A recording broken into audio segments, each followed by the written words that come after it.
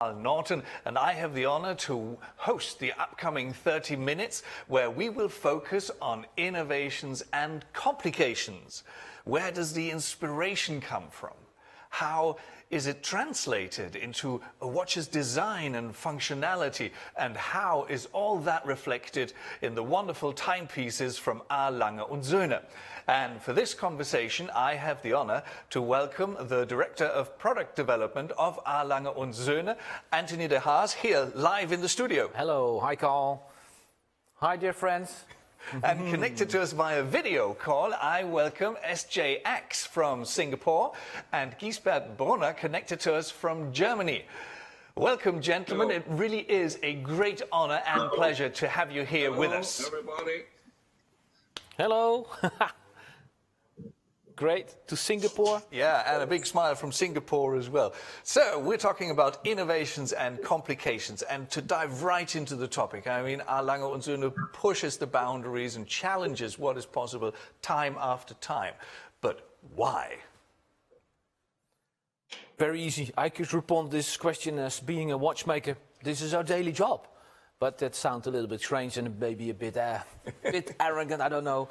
I think Lange and Söhne, one thing is the hero, and it has been since 1990, since late Mr. Blumlein and Walter Lange refounded the company. The product is the hero, and we have a quite narrow or strict boundaries of what Lange is and what it can, but it has everything to do with watchmaking. We are watchmakers, not watch assemblers. We are watchmakers, and that hasn't been changed over the 30 years.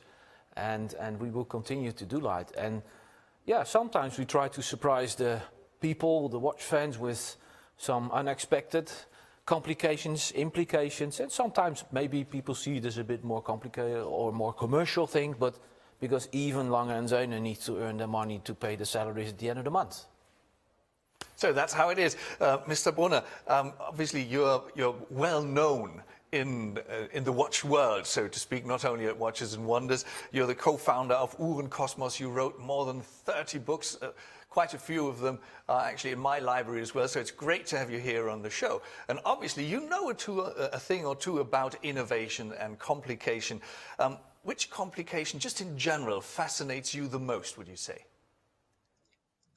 Yeah, I have to go back because I'm following Lange and Söhne since 1994, when at October 25th has been the first press conference, and I've been there. I've seen the Lange 1, I've seen the tourbillon pour le mérite, and I've been fascinating what you can do starting from the scratch, because you have to know Lange and Söhne has been dead for 50 years, and then it came back really with fantastic novelties and innovation as well.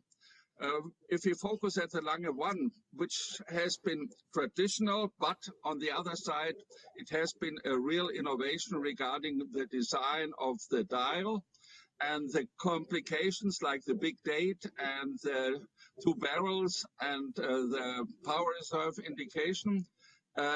I've been fascinating from the first moment, and much more I've been fascinating from the Lange tourbillon pour le mérite, and I have been lucky to buy one immediately when I've seen it. And this, in my opinion, has been innovation in a technical way, but linked to the past with the fusee, which has been a real great idea, combined with the tourbillon, which never has been made in the history of watches. So I think this is really fantastic what the team with Günther Blümlein and Walter Lange, which I knew very well during the time, did within a relative short time. Now, since you just mentioned it, the outsized date and the way the asymmetrical dial was put together, do you remember the first time that you seen that? And was that radical for you, or was it something we said, well, it's about time that something like this happens? This has been quite radical, in my opinion, and it has been really fantastic. I spoke to Günther Blümlein at that time, and we made an interview in 1994, October 25th.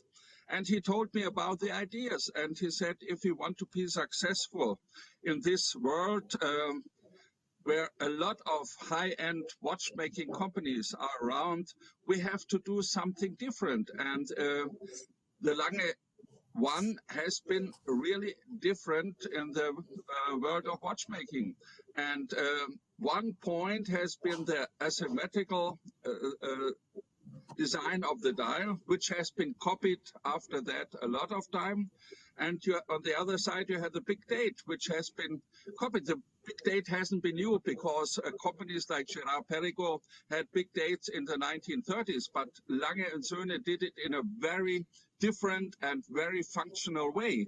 And in my opinion, this has been totally innovative, the way to construct a big date.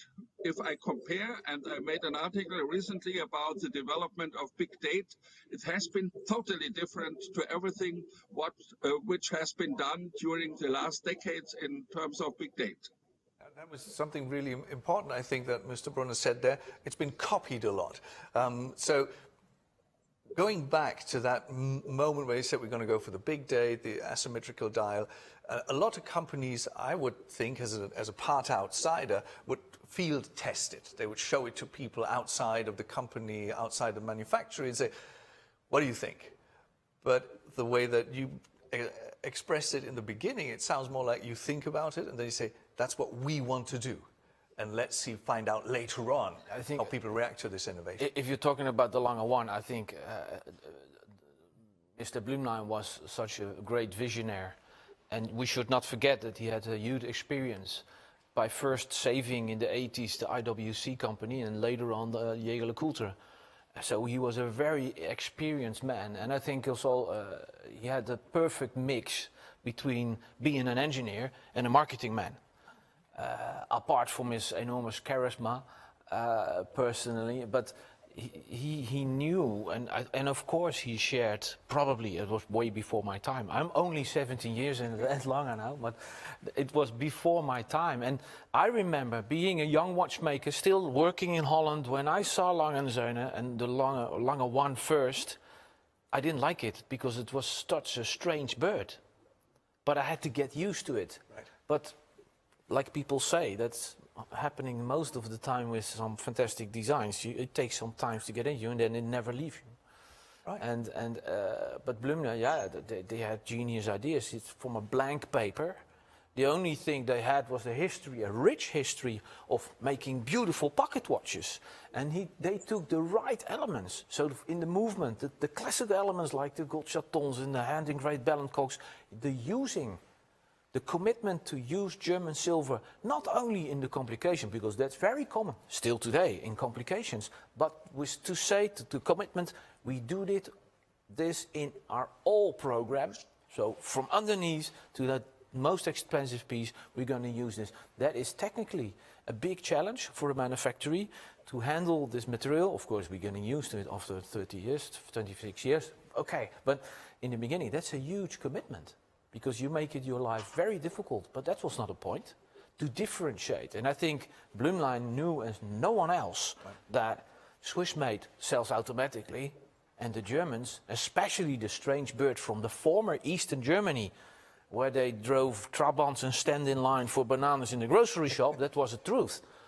Making luxury watches. And I have heard that some people from the business said to Blumlein when he showed his ideas, "Are you sure, Mr. Blumlein?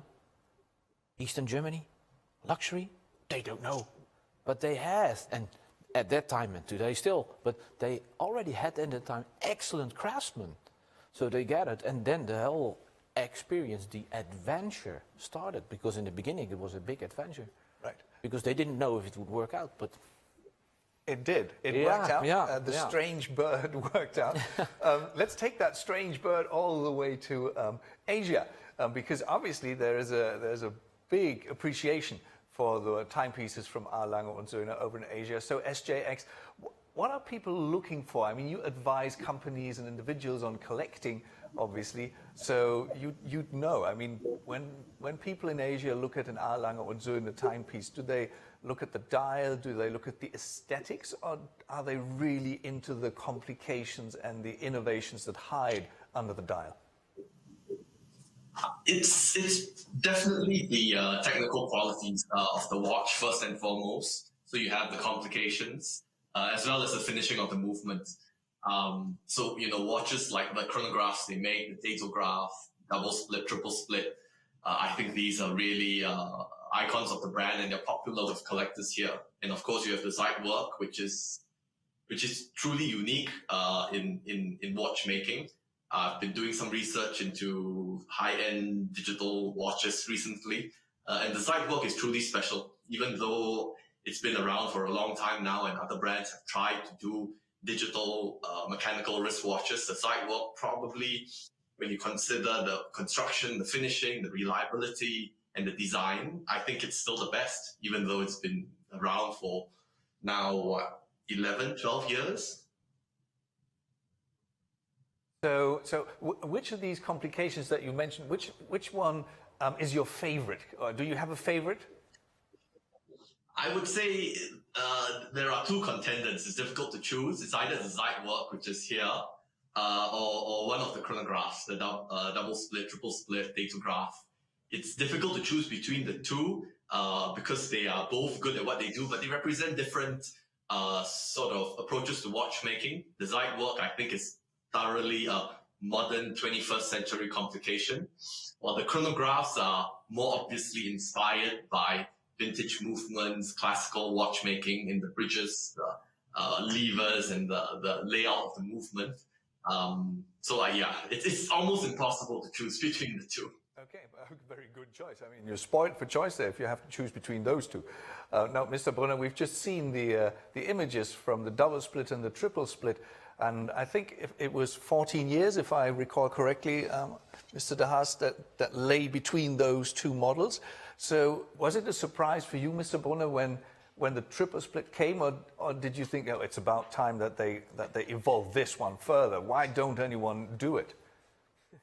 Let me please go back a little into the year 1999. I remember very well at the Basel World, and we had a personal meeting with Günther Blümlein, who showed first time the flyback chrono of Lange and Söhne. And I'm very fascinated by chronographs, and I have a big collection of chronographs. And when I've seen the movement first time of the L951.1 flyback chronograph in the datograph, I've been totally fascinating how you can do a chronograph in a different way. Because if you look at a lot of chronograph movements, traditional ones with manual winding movements, they are looking more or less similar. And if you have a look at the movement of the datograph, it has been different. And I think this movement has been the platform for doing fantastic things like the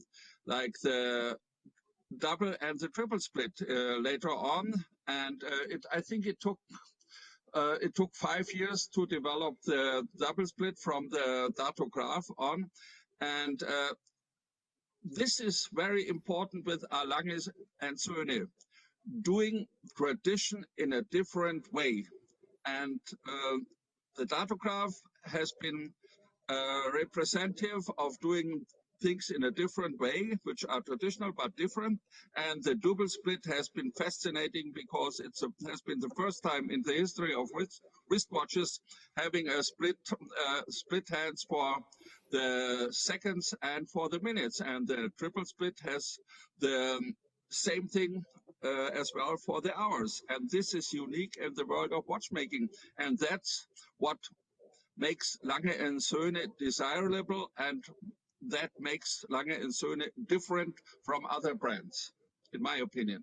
Okay, so a big differentiator there. Just thinking logically, you would say, I guess, from a watchmaker's point of view, saying, if we can do that, why can't we do that? So focusing on the two that Mr. Brunner just mentioned, the double and the triple split, the 14 years, I mean, it's not like you started in year one and then it took another 13. No. But why does it come so natural to you to say, that's the next thing that we have to do? I think that's the way how we think. Okay. And in a sense, it's quite logic. But it's the same as we do SIHH or watch fairs. What do we do the whole day? We talk about what we do. We talk about watchmaking. We do not talk about planes or I don't know what else.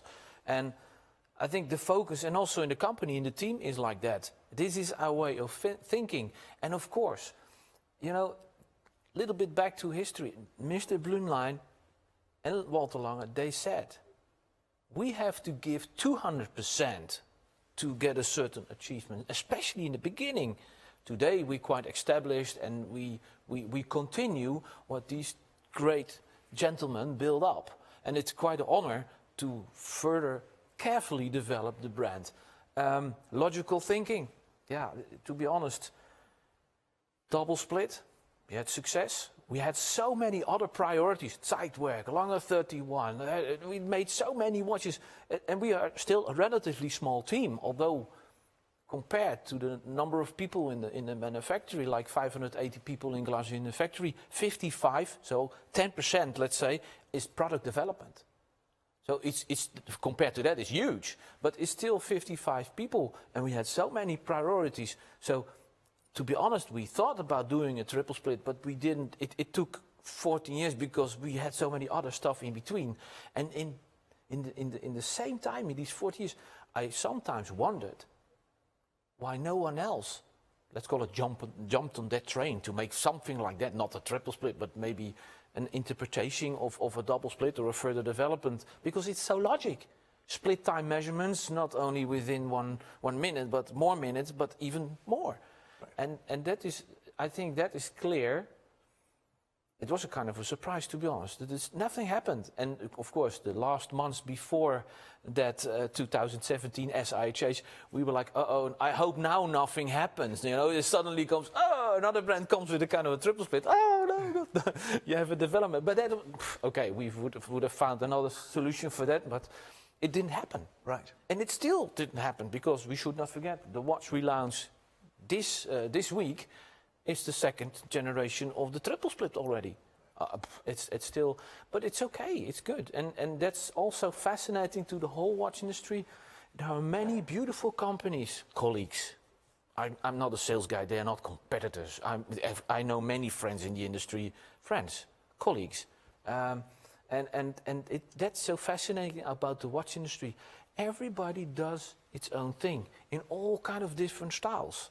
Right. That is fantastic. And it's fun. Yeah, and the way that you just recounted this moment, it's like, please help us, God. Nobody else had this idea when we present this. That brings me to one thing, and I'd love to compare the Western and the Asian view on that, and that is there do we have trends? Like sometimes we have a couple of movies with the same topic, and everybody's surprised that they come out at the same time.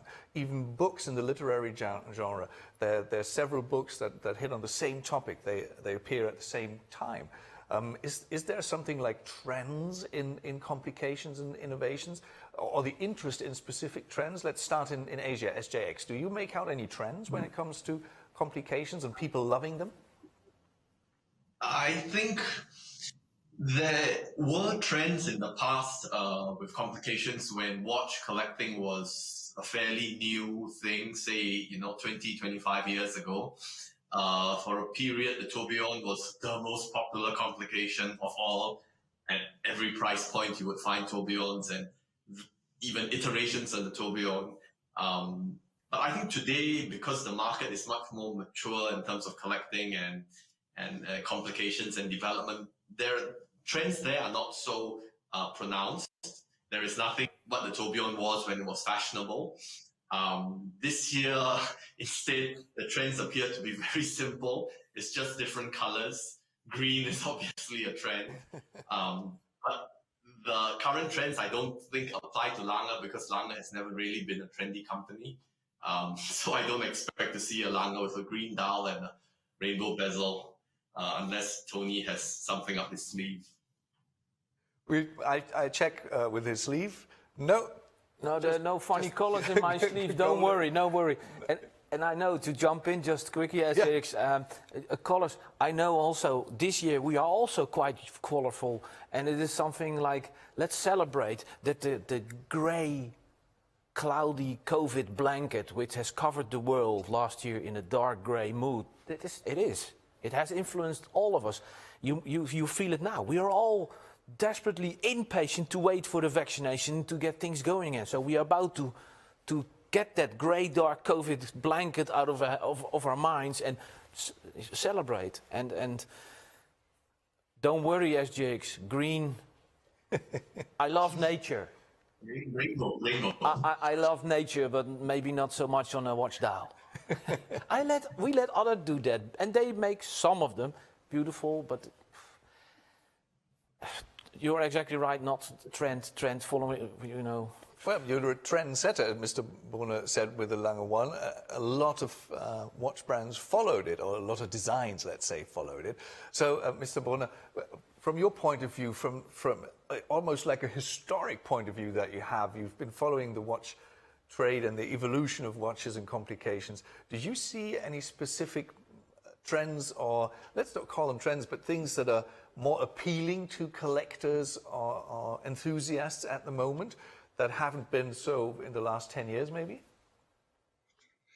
Regarding complications, okay, we have trends. When I look back when I started collecting, long time ago, we had the trend of chronographs. Then in the 1980s, the trend of the moon phase came. Then in 1986, Audemars Piguet has started with the tourbillon, and all the brands have followed with their tourbillon constructions. And one day the tourbillon got banalized. At Hong Kong, you can buy a tourbillon for $500 now, and it shows what's happening. And therefore, in my opinion, it's much more interesting to focus complications which cannot be banalized. And in this case, Lange & Söhne is ahead of a lot of other brands with the chronographs, the turbograph, for example, or the double split or the triple split, and the minute repeater. Don't forget, today, a couple of brands have new minute repeaters, and a couple of brands have new perpetual calendars, which the perpetual calendar, in my opinion, is a very helpful complication, and compared to the tourbillon, and as well compared with the chronograph. Nobody in the world needs a chronograph today, but it's fascinating by mechanics. So I think the trend will go to have helpful complications as annual calendars, as perpetual calendars, and having precision timekeeping with sophisticated automatic or manual winding movements, and manufactured movements out of own manufacture. Right. Thank you very much for that assessment. Now, you said something quite provocative, I guess, that nobody needs a chronograph anymore. And I guess nobody needs a watch with a jumping hour if you have a dial with, other indications. But still, the Zeitwerk came, and SJX, if I'm not mistaken, you're wearing one today? Yeah, and then yes. And then this is something that really interests me. I mean, when people talk about innovation, they always say, this is so innovative and it's never been seen before. So there are two kinds of innovation: the incremental ones, where you just make things better and better and better, and because you learn from your experience. And then there are these things that are so far untapped or unheard of or just not tried before. Now, when you take the Zeitwerk, and then now you have a Zeitwerk with a date, and it's got slimmer or thinner rather.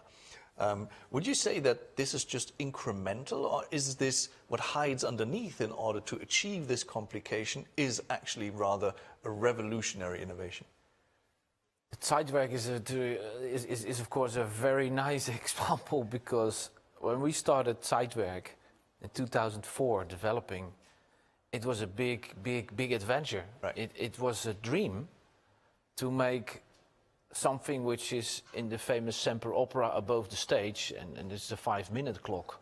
So you start thinking, wouldn't it be great to have a digital watch? There was a kind of a digital watch, you know, IWC made shiploads of them with the Paul system in 1900 something, and they had the small numeral things. Even in the big pocket watches, they had small numeral windows.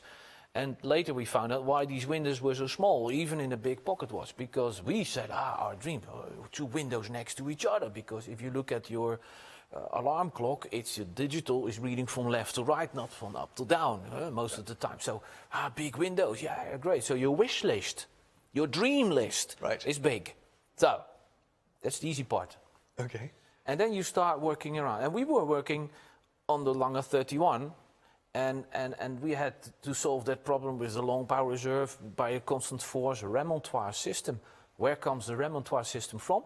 From our main clock in our main building, the Stamhaus. It has a remontoire system. It's a huge clock, but it has a remontoire system. And that inspired one of the movement designers to go in that direction to find a solution. Like we did along the 31, there it jumps every 10 seconds. What happens if we could create a jump every minute? Because you say, yeah, not a 5-minute clock, of course, on your wrist. No, every minute. And if it jumps instantaneously when the second hand comes at 12. Of course, a wish list is easier. and then we started to work around, and it was a very bizarre project, I can remember, because from amount of indications, it doesn't show more than, for example, an 1815 up and down. Right. Hour, minutes, seconds, and a power reserve. Right. Of course, it has Zeitwerk has a constant force, but as the project continued, the costs of making, because due to complex solutions to make these huge discs jump, oh my God, I have a watch, and it's always, we're already at 69,000 euros with public price growing, and this has never been done. That's a risk. But it's also us who are willing to take this risk. We dare to take this risk. And to be honest, we were completely overwhelmed by the reactions and the feedback when we launched this watch in May 2009. It was very polarizing. That's good. Like we had that again 1.5 years ago with the Odysseus. Polarizing, negative things. It shows, my perspective is, it shows there's a lot of passion involved in the things we do. We do matter because there is polarizing. Right. And that's great. Right. Because you should not forget that we learn awful lot also from negative feedback. Not only the positive, I can't, it's nice, it's sweet, it's honey, but sometimes you need the salty stuff to stay alive also. So that is a perfect balance. So we were completely overwhelmed. And we didn't plan Zeitwerk as becoming other versions with date and things. Not at all. In May, we launched the watch, we got that feedback, and it gave a vibe to ourselves. Right. I was wearing a prototype. Unfortunately, something I have to do the bad and the difficult things to wear prototypes. No, I'm very honored. But I was wearing one, for example, and when it's slightly dawn darkness, it's hard to read. Right. Because the numbers are quite lower, and we had the idea, if we could do something with luminous hands, but then on the Zeitwerk, it would practice. Again, it sounds logic. Mm-hmm. Because we occupy ourselves with what we do. Right. That's it. It's a work. No, but it's a job. And that was the idea, to create something like lumen. Right. With the glass dial and lighting, it would be great if. Yeah. And then the results or the effect and the feedback on the lumen, not only because night light, right, but also on the hybrid modernity in a total classical watch was perfect, and which inspired us. And the next step was the striking time. Striking time, these Casio LCD watches you had in the 80s. Yeah. You know what they did? They do every hour, beep. We worked parallel on the grand complication, and we just made our first gongs for that grand complication, and it gave sound, and we were happy. It was completely new ground. Striking watch is another glass houte theme. Right. Never has been. Where I came from the Swiss, there it was more my baby acoustically, okay. and So we used the project for the grand complication to gather that know-how, because I think it's extremely important that a brand like Lange & Söhne has that know-how or get us. It's also my responsibility to get the rail track ready for the next 50, 100 years for the people to continue with the Lange & Söhne, because that's the idea, long term. Right. So coming back, the Casio watch with just the beep, digital watch, Zeitwerk, beep, no, of course, no beep, but we have gongs now. We know how to make them.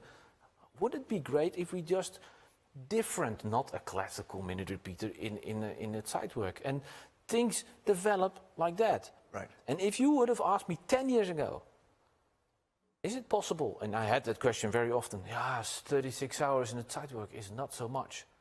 Okay, but it is like that. Now we have the Zeitwerk date with 72 hours. Can you feel how proud I am on the movement designer team we have in Glashütte? Right. Because they say, hey Tony, we have we have been thinking.